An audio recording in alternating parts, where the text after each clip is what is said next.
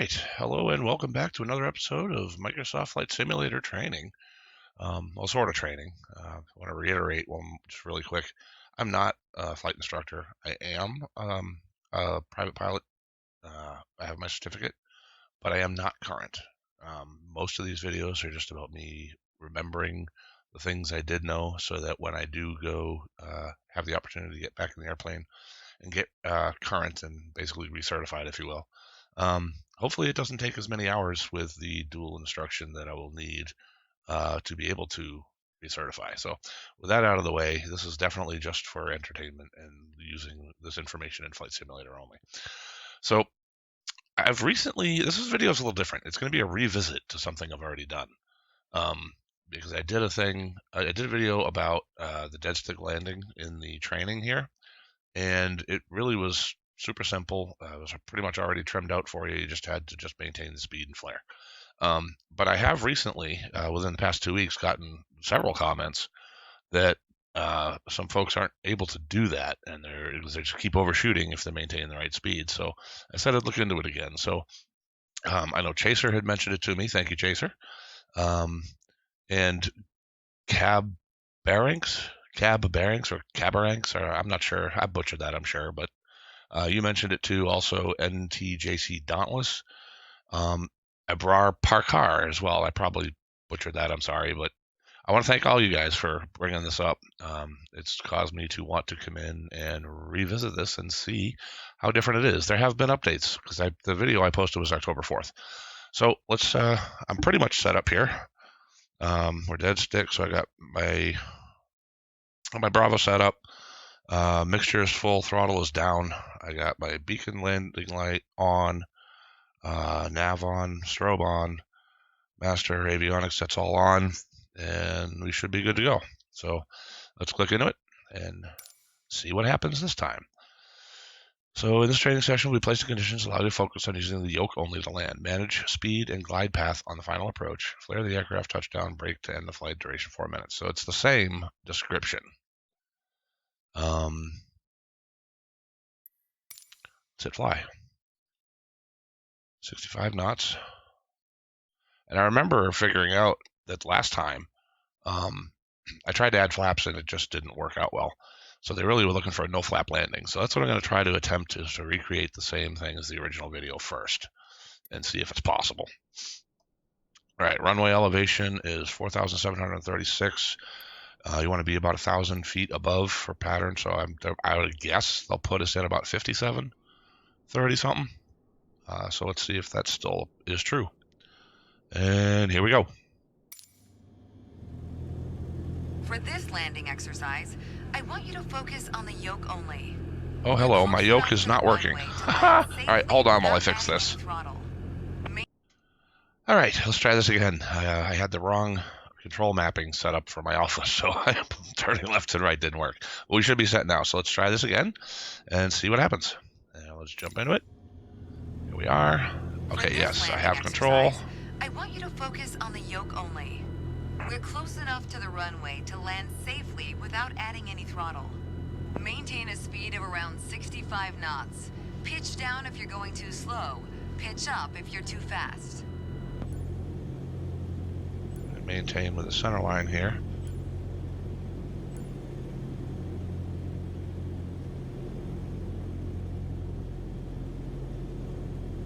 I didn't even catch the starting altitude, to be honest with you. Still no flap. Keep your airspeed at 65 knots. When you're 10 feet above the runway, runway, we are high. It's time to flare. To flare means to raise the nose of the aircraft to slow your descent for a softer landing, but without ever leveling off. We are very high. The main landing gear will touch down before the nose wheel does. In a powered situation, instead of dead stick, this would be pretty much set up for a go-around at this point. Yeah, way too high.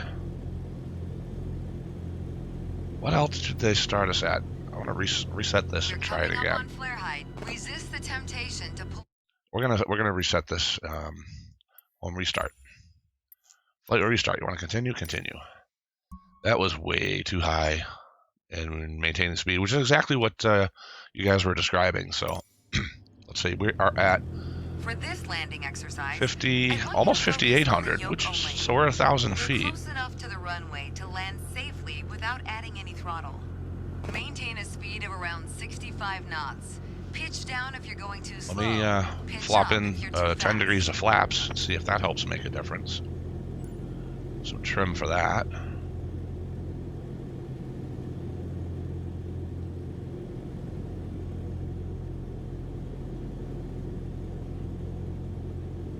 Because last time when I tried to use trim, it brought me down too early, but now we're extending too far because we're too high, so I'm wondering if just 10 degrees of flaps will do it. Keep your airspeed at 65 knots. When you're 10 feet above the runway, it's time to flare. To flare means Might to have put the raise flaps the in nose too of the early. We'll see. aircraft Well, I don't to know. We're slow doing your all right descent now. for a softer landing, but without ever leveling off or climbing. The main landing gear will touch down before the nose wheel does. Yeah, I think I put the flaps in too early for this one. Yep. Because I can't maintain 65. We're coming up on flare And height. flaring, so this Resist is the horrible. temptation to pull back.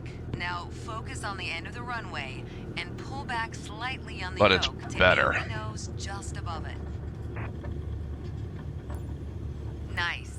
Now apply the brakes to slow us down and bring All the right, plane to a so stop. this is different than the last. There has been changes Well of some done. sort. But there's room for I improvement. do know that Keep they... in mind that approaching the runway I'll wait till she at the finishes right talking. speed is key to a good landing. All right, so I got a B, and that's actually not too unexpected. Things have definitely changed from the last time I made this video, so thank you guys so much again. Chaser, NTJC, Dauntless, Abraar, Parkar, and KABBARANKS. You guys are great. Thank you for pointing that out. So I'm going to do this again real quick, see if I can figure out how we're going to do this. It's obvious to me now that it's going to require flaps, whereas previously it didn't. I know the flight model changed for the 172 and I think the 152 as well. So I believe the aircraft is actually performing a little more realistically than it used to. So that could be the key difference right there. So let's go and redo this one again. We're going to restart it, but I'm going to wait a little bit to put flaps in until I feel like I'm really high and then let it drop. Worst case, I'll do a side slip, which I have a video about that too. All right, let's try it one more time. And I'm going to kind of ignore them and just do what I visually see, and I'll try my best to describe it as I go. All right, here we go. There we are. For this landing exercise, I want you to focus on the yoke only. A little bit of trim We're for close enough to the 65. runway to land safely without adding any Waiting. throttle. Maintain a speed of around 65 knots. Pitch down if you're going too slow. Pitch up. Okay, if we're you're too starting to get a fast. little high here.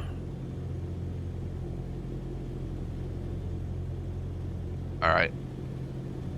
Now I'm putting in 10 degrees of flaps and pitching the nose down for 65.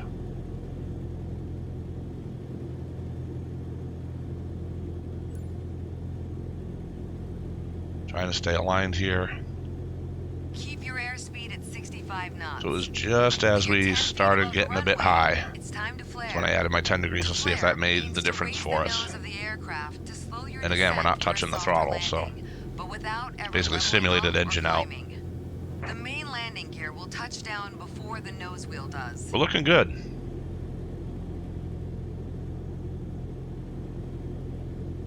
We are looking pretty good.